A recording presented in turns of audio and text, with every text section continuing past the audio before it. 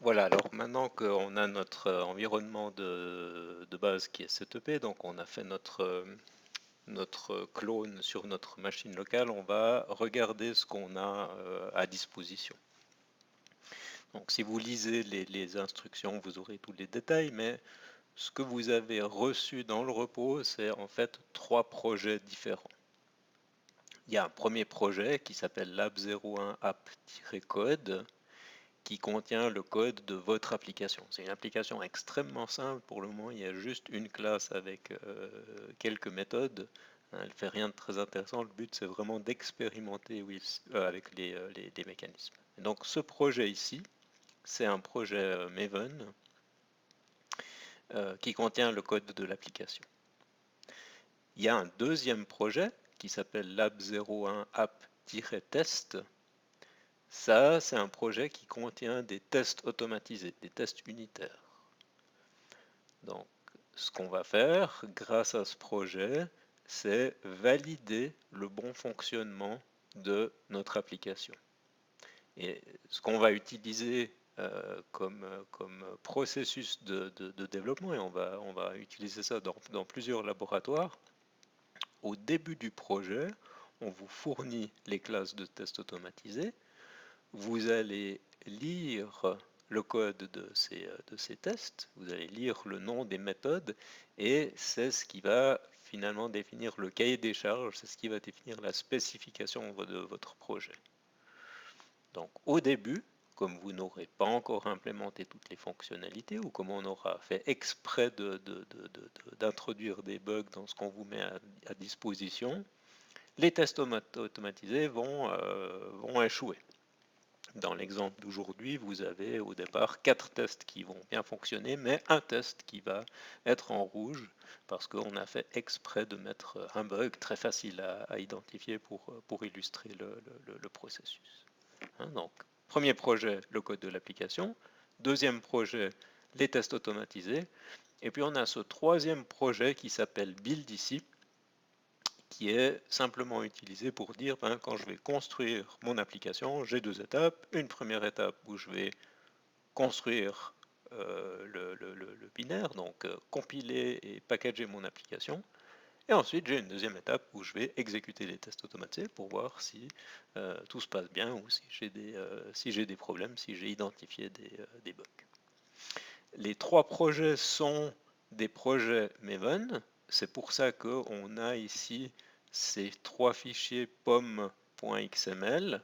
Un fichier pom.xml, si vous voulez, c'est une recette de cuisine qui est utilisée par Maven, qui est cet outil qui va nous aider à automatiser le processus de build avec les étapes de compilation, de test, de génération du Javadoc, de création du jar. Donc Maven va utiliser ce qu'il y a dans ces fichiers .xml pour savoir ce qu'il a à faire. Donc on ne va pas rentrer dans trop de détails aujourd'hui, mais on va voir comment utiliser la commande Maven pour lancer le processus, et puis on va voir comment interpréter les résultats qui sont affichés sur la ligne de commande. Donc ce qui est important dans le labo aussi, aujourd'hui vous allez commencer par lire ce qui est écrit dans ces classes de test. Ça va vous donner finalement une idée de ce que vous devez implémenter pour finir le labo. Ensuite, vous allez écrire votre code dans ce projet ici. Et puis vous allez régulièrement, dans un cycle, relancer les tests pour voir si votre implémentation elle est correcte ou pas. Donc vous allez être capable, indépendamment, de pouvoir vérifier si vous avez atteint les objectifs ou pas encore. Donc faites attention, supprimez pas des tests ici, modifiez pas des tests existants. De toute façon, nous, quand on va valider les résultats, on va utiliser notre propre batterie de tests et on va l'appliquer sur votre code. On ne va pas exécuter vos tests. Si vous voulez, vous pouvez rajouter des tests. Ça, c'est quelque chose qui ne va pas être gênant. On va pas forcément en être conscient, mais par contre, ne modifiez pas les tests existants, parce que si tout à coup vous voyez un test qui est en vert chez vous, il va peut-être être en rouge chez nous. Alors, on va passer en ligne de commande. On verra après comment on peut aussi faire ces opérations dans NetBeans. Donc je suis dans le repos qu'on avait cloné dans l'étape d'avant. Si je descends dans lab 01 app build, donc là je suis dans le projet père, j'ai mon fichier pom.xml. Si on regarde ce qu'il y a dedans, ben on voit que dans ce cas-là, il est très concis. Il y a cette section ici, slash module, où on explique qu'on a finalement deux projets fils et que quand on construit le projet père, on doit faire par effet de bord la construction de ces deux projets. Alors comment est-ce que je vais lancer le processus? Ben, j'ai ma commande Maven, MVN, et ensuite je vais taper clean et install. Alors qu'est-ce que ça veut dire? Clean, ça veut dire que j'ai envie de nettoyer mon workspace, mon espace de travail, des fichiers temporaires qui auraient pu être créés lors de builds précédents. Et puis install, c'est un mot-clé qui a été choisi par les auteurs de Maven. Ça veut dire, ben, je vais faire la construction de mon logiciel et puis à la fin, je vais l'installer dans mon espace de travail Maven. Pour le moment, vous n'avez pas besoin de savoir exactement à quoi ça correspond, mais en tapant mvn clean install, vous lancez le processus avec compilation, test automatisé et création du jar. Alors, si on lance cette commande, on voit qu'il y a beaucoup de choses qui s'affichent sur la console. On voit que pour le moment, on est sur une phase de test. Et puis, qu'est-ce qu'on nous dit? On nous dit que le build a échoué. Donc, on n'a malheureusement pas encore réussi à produire de jar. Et pourquoi est-ce qu'il a échoué? Parce qu'on a des tests automatisés qui ont échoué. Alors si on remonte un petit peu dans la console, on a sur cette ligne ici, on nous dit que 5 tests automatisés ont été exécutés avec succès, mais que malheureusement il y a un test automatisé qui est en échec.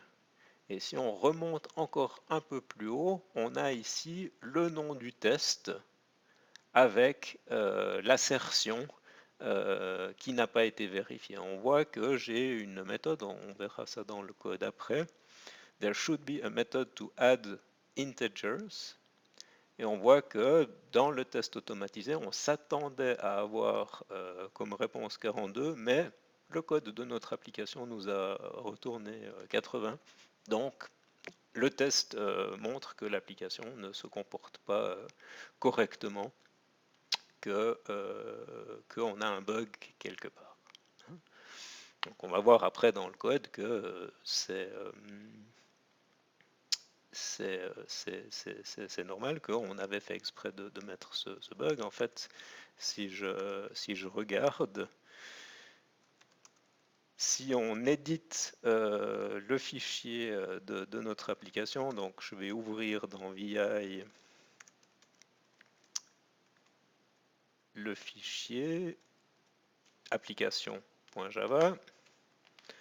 On voit que le code il est extrêmement simple, c'est une classe avec quelques méthodes, et puis j'ai ici cette méthode add qui prend deux entiers en paramètres, qui est censée retourner la somme des entiers, et voilà mon bug, je faisais une multiplication au lieu de faire une addition. Alors je vais faire la modification, et ce que je vais faire maintenant, c'est relancer Maven, relancer le build. Donc je relance avec Maven clean install.